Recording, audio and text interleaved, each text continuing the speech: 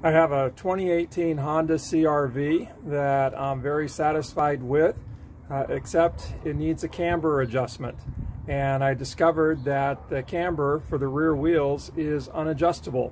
So at 38,000 miles, I wore out a set of tires, the factory equipment tires, and I discovered on the right rear I was down to the cords. And so I got a new set of tires put on at Costco, and then I took it to Beeline Alignment Shop in San Diego, and they told me the problem was that the factory setting for the camber was too negative on the right rear, and that's why I wore out my tires so fast, but that they cannot adjust it unless I get a camber kit.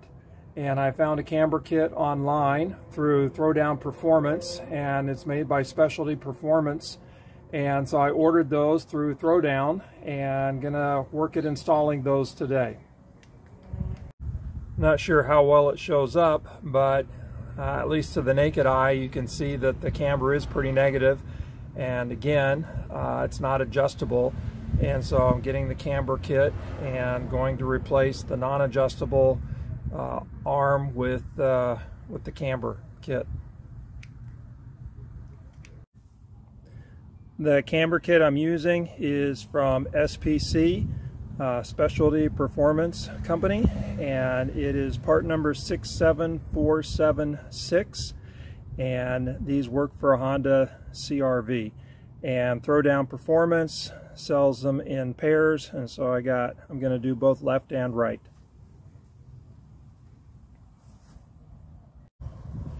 So I got the car jacked up and the wheel off, and then you can see where I have my jack stand in under here, and this is the part, the camber arm that's not adjustable, that needs to come off. And so we'll take this bolt out here, and then there's a bolt in the back there that we'll take out. So here you can see the cross beam that I have the jack on, or the car resting on the jack with that cross beam. And then if we look on up in here a little bit further, let's see, give me a second. And there is the bolt head right there for the control arm, camber arm that doesn't adjust. So 17 millimeter for all the bolts. And so that's the one hardest to get. We'll get it off, and then we'll get the front two off. And it does not have a bolt on or a nut on the back side. It simply screws into the frame, and so you don't have to worry about holding anything. Now, the SPC instructions said that the suspension system should be under load when you actually remove the control arm, the camber arm. So I took my floor jack and I placed it under the lower control arm and raised it up so the suspension is under load, and I loosened up that nut in the back of the control arm. So now I'll go ahead and do the front nut, bolt and nut here, and we'll take it out. So everything is 17 millimeter, and I just about have the front bolt disconnected, and then we'll get that inside bolt. It's also 17 millimeter, and we'll pull the old part out.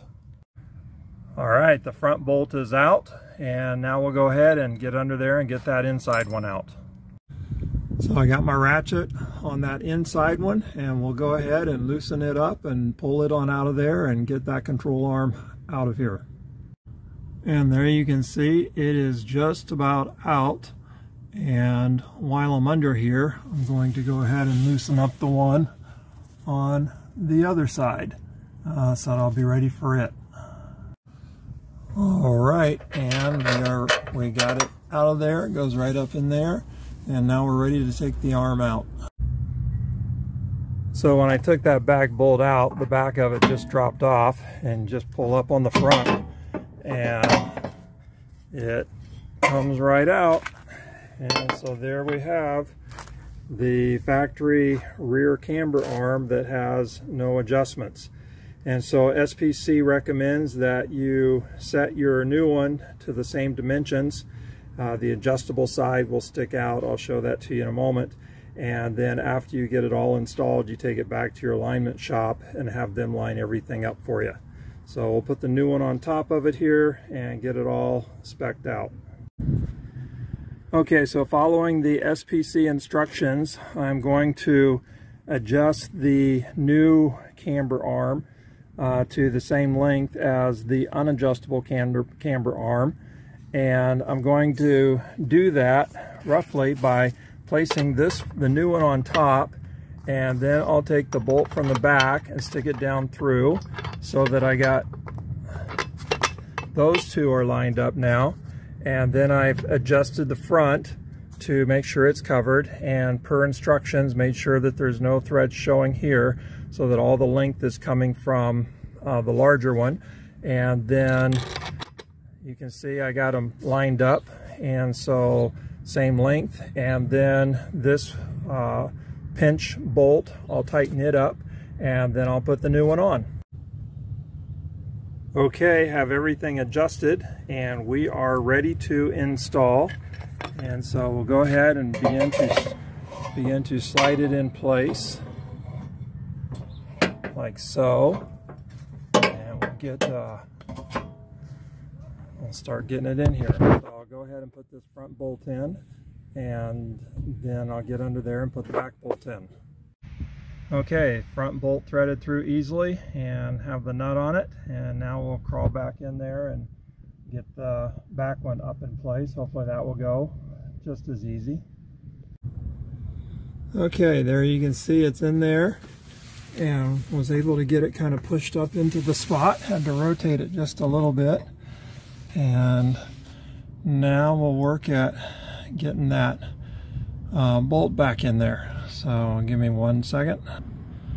Okay, had to fight with it a little bit, but I got it up into place, and maybe it would have been smarter to put that one in first than to do the front one second. But anyways, it's in place, and so I'm gonna tighten them all up. Okay, I got the ratchet on it, and it is ratcheting on in there, and it's hot. It's gonna be just fine. And that bolt is now back installed, and we'll get the front done and be done with this side of the car. All right, now we'll get everything tightened up here in front, and then take the load off, and we'll get the wheel back on, and we'll be done. It is installed, and so now we'll put it all back together, get the wheel on, and go work the other side. Okay, and so there it is, installed, and we'll go ahead and get it on down off the jack and start working on that next side, but it looks good in there. Okay, we are ready for round 2 on the passenger rear side. Got the suspension under load, car's jacked up and on the jack stand, and so we'll loosen up these bolts here, and then we will get in there and get the back one loosened up and get this part out and keep on moving. Okay, got the front loosened up. Now to get under the car.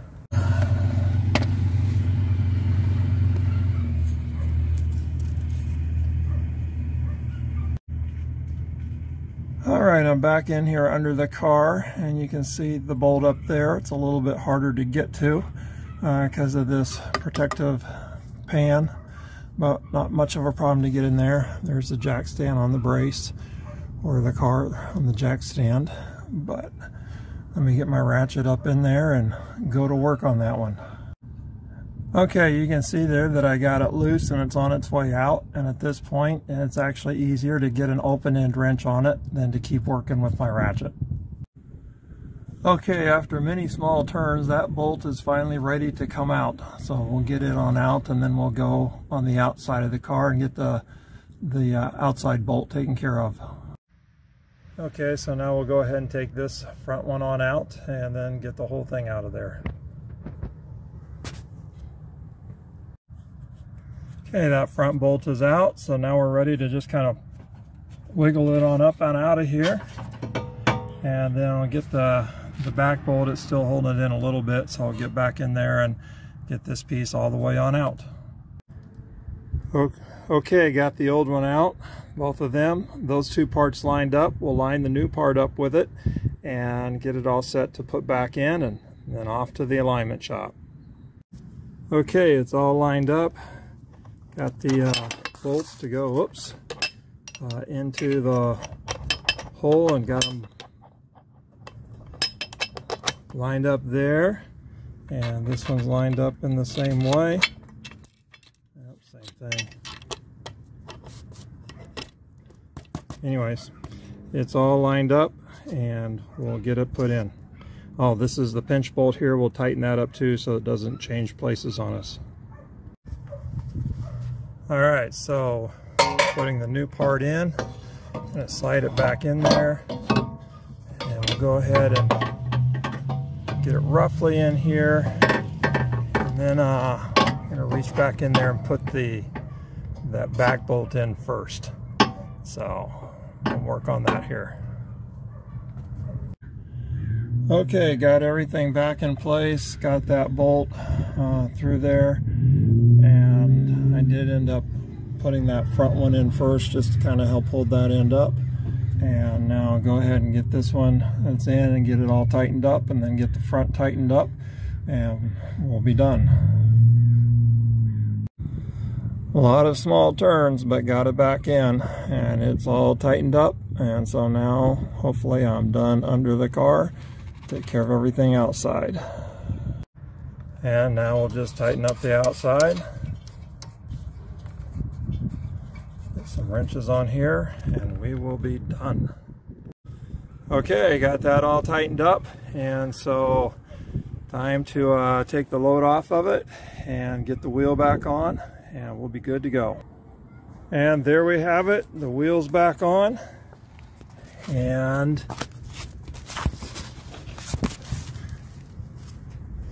you can see it up in there looking good. And we'll take it to the alignment shop next week and get it all lined up, and hopefully these tires will last way more than those original equipment ones, and we'll have much better wear. Thanks for watching. Hope this was helpful.